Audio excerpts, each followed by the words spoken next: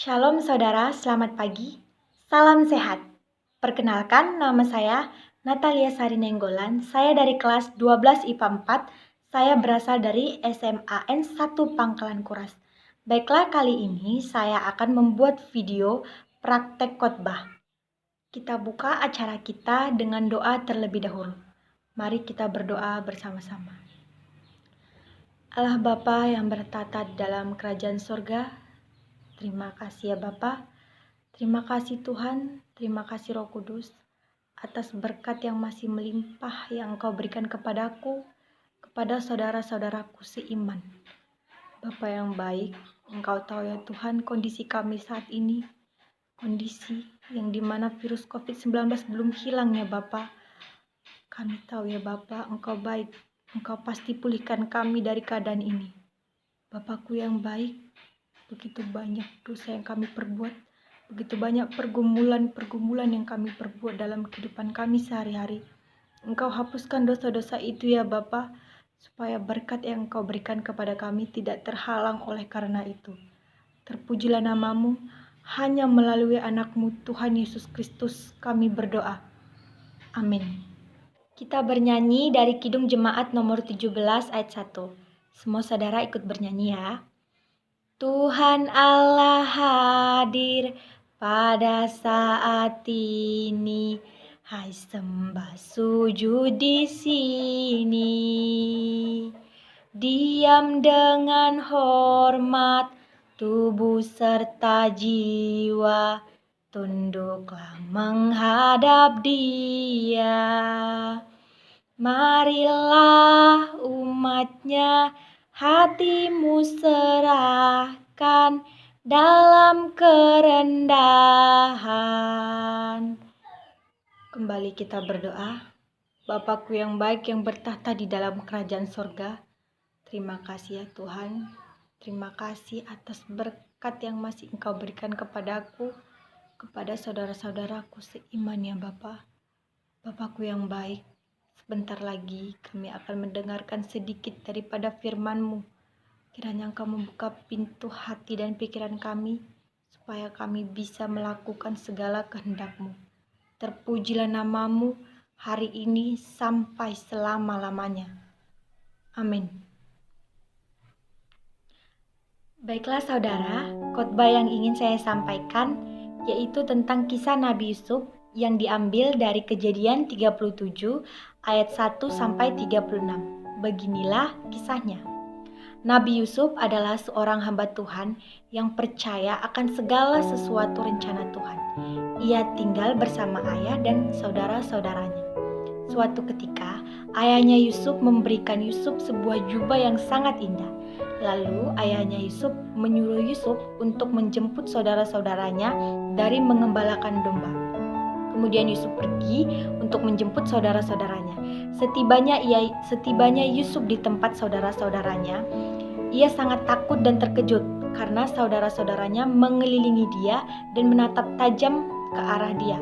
Lalu Yusuf pun berkata, "Wahai saudara-saudaraku, mengapa kalian semua menatap aku dengan tajam seperti itu?" kata Yusuf.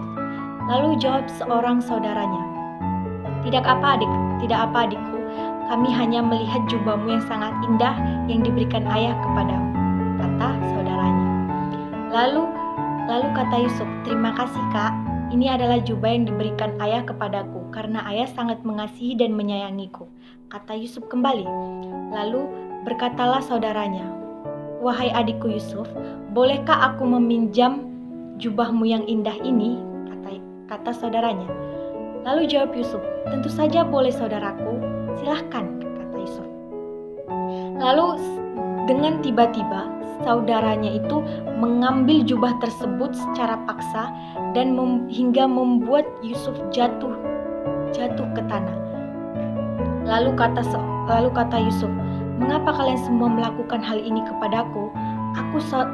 Aku saudara kalian. Mengapa kalian melakukan ini?" kata Yusuf. Lalu berkatalah saudaranya yang paling tertua, "Sudah cukup Yusuf, sudah cukup. Selama ini kami diam karena ayah selalu mengutamakan kau daripada kami semua. Karena ayah selalu mengasihi engkau, karena ayah selalu menyayangi engkau daripada kami semua. Dan kau juga selalu bercerita tentang mimpi-mimpimu yang bual itu. Kau mengatakan bahwa kami akan tunduk di hadapanmu. Jangan pernah mimpi. Bangunlah Yusuf, kata saudara tertuanya ini. Lalu karena saking bencinya dan irinya hati saudara-saudaranya, mereka menjual Yusuf, yaitu saudaranya sendiri, darah dagingnya sendiri, kepada seorang pedagang di tanah Mesir. Lalu mereka menjual Yusuf ke pedagang Mesir. Setelah mereka menjual Yusuf, mereka membuat rencana untuk melumuri jubah Yusuf dengan darah domba dan berkata bahwa Yusuf telah mati dimakan oleh binatang buas. Mereka akhirnya pulang dan mengatakan hal tersebut kepada ayahnya. Ayahnya begitu sedih karena anak yang sangat ia sayangi telah mati dimakan oleh binatang buas. Di lain keadaan, Yusuf dipenjara dan dituduh oleh karena kesalahan majikannya. Ia dipenjara di tanah Mesir selama bertahun-tahun.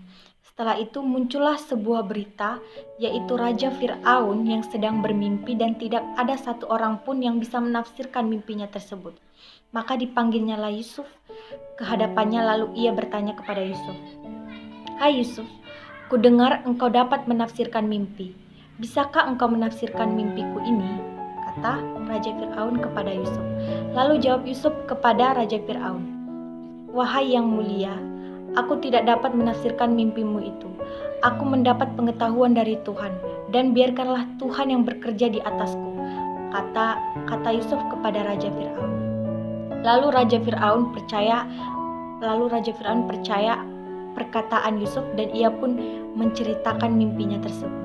"Begini mimpiku Yusuf," kata dia. Aku melihat ada 7 ekor lembu yang sangat bagus, yang sangat berisi dan sangat indah bentuknya. Dan aku juga melihat 7 ekor lembu sapi yang sangat jelek yang memakan lembu yang bagus tadi. Dan di lain keadaan juga aku melihat 7 gandum yang sangat indah, padat dan berisi, katanya. Dan aku juga melihat 7 gandum yang memakan gandum yang bagus itu, kata Raja Fir'aun kepada Yusuf. Lalu Yusuf menutup mata dan berdoa kepada Tuhan. Dia pun mulai menafsirkan mimpinya Raja Fir'aun. "Wahai yang mulia, arti mimpi Anda itu adalah 7 ekor yang sangat bagus adalah 7 tahun kemakmuran di tanah Mesir ini. Dan 7 ekor lembu yang buruk rupanya adalah 7 tahun kelaparan. Begitu pula dengan gandum. 7 gandum yang sangat berisi dan padat adalah 7 tahun kemakmuran di tanah Mesir. Dan 7 gandum yang memakan dan 7 gandum yang gopong isinya dan memakan 7 gandum yang bagus adalah 7 tahun kelaparan di tanah Mesir," kata Yusuf dengan lantang. Lalu seisi ruangan itu terdiam mendengar tafsiran mimpi yang dikatakan oleh Yusuf. Lalu Yusuf memberi saran kepada Raja Fir'aun, "Yang mulia, izinkan saya memberikan saran kepada Anda. Di saat 7 tahun kemakmuran di tanah Mesir, kita harus bisa berhemat dan menyimpan sisa-sisa makanan untuk 7 tahun ke depannya," kata Yusuf kepada Raja Fir'aun. Lalu Raja Fir'aun berdiam sejenak dan akhirnya ia setuju dengan apa yang dikatakan Yusuf. Ia akan menuruti apapun segala perkataan Yusuf. Dan saat itu juga Raja Fir'aun mengangkat Yusuf menjadi Perdana Menteri di tanah Mesir. Yusuf akan mengatur dan mengontrol segala sesuatu makanan di tanah Mesir, kata Raja Fir'aun kepada seisi ruangan tersebut. Tibalah datang 7 tahun kelaparan di tanah Mesir. Semua rakyat-rakyat tanah Mesir datang ke kerajaan Mesir untuk membeli bahan makanan yang bisa mereka makan. Dan begitu juga dengan keluarga Yusuf. Mereka datang ke kerajaan tanah Mesir untuk membeli makanan. Saat itu Keluarga Yusuf dan saudara-saudaranya, ayahnya, tidak mengenali Yusuf lagi karena setelah bertahun-tahun mereka tidak berjumpa dengan Yusuf. Akan tetapi Yusuf sangat mengenal wajah ayahnya dan saudara-saudaranya. Lalu ia menjumpai mereka. Lalu Yusuf menjumpai saudara-saudaranya dan juga ayahnya. Lalu berkatalah Yusuf kepada mereka, "Ayah, saudara-saudaraku, apakah kalian tidak mengenaliku lagi?" Kata Yusuf kepada mereka. Mereka semua kaget dan terheran-heran karena mereka tidak mengenali siapa yang berbicara kepada mereka, karena mereka hanya mengenali yang berbicara kepada mereka adalah Perdana Menteri tanah Mesir. Lalu kata Yusuflah kepada mereka, "Akulah Yusuf ayah, anakmu, dan akulah Yusuf kak, saudaramu yang engkau jual ke tanah Mesir, yang engkau jual demi budak di tanah Mesir," kata Yusuf kepada saudara-saudaranya. Maka menangislah saudara-saudaranya, lalu meminta maaf kepada Yusuf. "Maafkan aku Yusuf, kami semua bersalah. Karena iri, kami menjual engkau demi hanya untuk mendapatkan kasih sayang dari ayah," kata saudara-saudaranya. Lalu ayahnya memeluk Yusuf dan mengatakan, "Wahai anakku, terima kasih karena engkau telah menjadi Perdana Menteri, sehingga kami tidak lagi kelaparan. Ayah sangat merindukanmu nak," kata sang ayah. Lalu Yusuf memberikan mereka tempat tinggal di tanah Mesir, dan mereka pun bisa hidup dan makan. Begitulah cerita singkat dari kisah Nabi Yusuf. Saudara-saudaraku, terkadang apa yang kita pikirkan, apa yang kita rencanakan malah dibolak-balikkan oleh Tuhan. Malah terkadang kita merasa bahwa rencana Tuhan itu bukan rencana yang terbaik buat kita. Kadang kita merasa bahwa rencana Tuhan itu melenceng dari apa yang sudah kita jadwalkan, dari apa yang sudah kita rencanakan. Semisalnya seperti ini. Kita berencana ingin menjadi seorang guru, tetapi misalnya Tuhan tidak mengizinkan. Padahal cita-cita kita memang ingin ke situ, tapi Tuhan tidak mengizinkan. Dia tidak meloloskan kita. Lalu kita sedih, kecewa, dan akhirnya mengutuk Tuhan di dalam hati kita.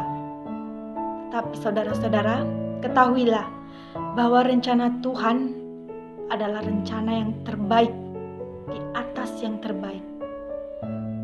Terkadang rencana Tuhan itu melenceng karena Ia ingin melihat apakah engkau, apakah aku, apakah saudara-saudara semua tetap percaya, tetap kuat imannya untuk tetap menyembah Tuhan. Saya pernah merasakan hal itu, saudara-saudara. Saya pernah merasakan hal itu. Saya pernah merasa bahwa apa yang saya rencanakan tidak sesuai dengan apa keinginan saya. Apa yang direncanakan Tuhan kepada saya melenceng semuanya. Tapi dari situ saya belajar bahwa apa yang direncanakan Tuhan pasti yang terbaik. Pasti. Apapun itu. Maka saudara-saudaraku semuanya, percayalah kepada Tuhan. Tapi tidak hanya percaya,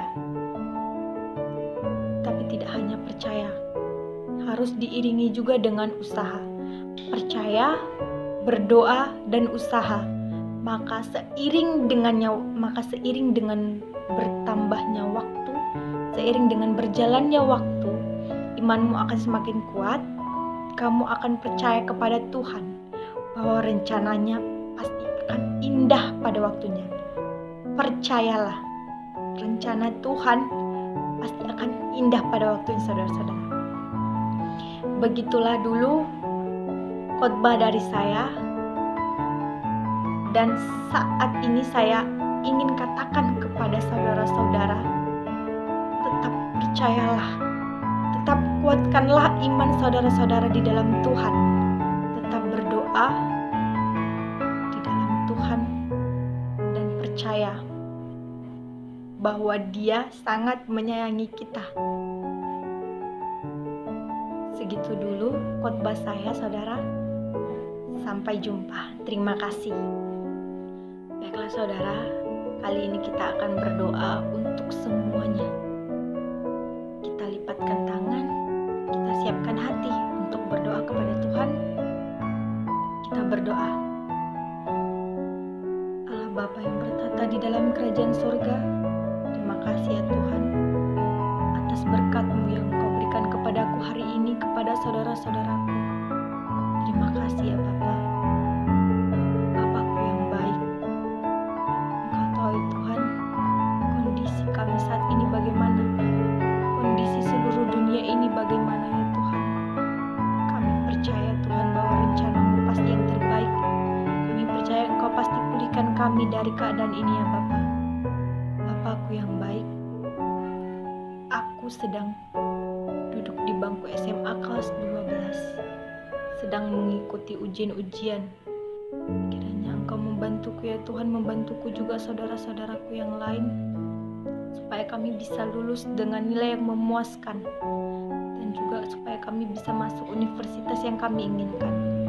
Bapa kami yang baik, berikanlah kesehatan kepada kedua orang tua kami, berikan mereka rezeki dan panjang umur ya Bapa.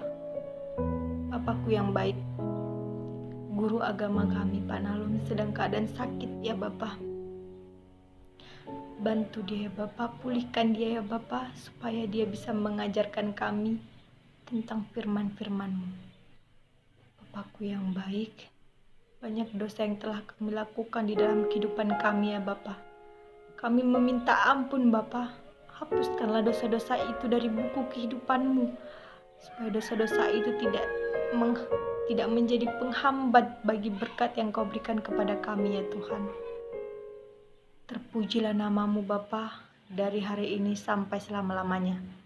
Amin. Kita bernyanyi lagu rohani yang berjudul Sungguh Ku Bangga Bapa. Saudara-saudara juga harus ikut bernyanyi ya. Sungguh ku bangga Bapa, punya Allah seperti Engkau. Sungguh ku bangga Yesus atas segala pengorbanan-Mu. Tak ingin aku hidup lepas dari kasih-Mu. Kasih-Mu menyelamatkan dan beriku pengharapan. Kini ku persembahkan apa yang aku miliki. Memang tiada berarti bila dibanding dengan kasih-Mu. Namun ku ingin memberi dengan sukacita di hati, karena ku tahu ini menyenangkan hati-Mu. Mari sama-sama kita ucapkan doa yang diajarkan Tuhan Yesus ke murid-muridnya. Doa Bapa kami. Bapa kami yang di sorga, dikuduskanlah nama-Mu, datanglah kerajaan-Mu, jadilah kehendak-Mu di bumi seperti di sorga.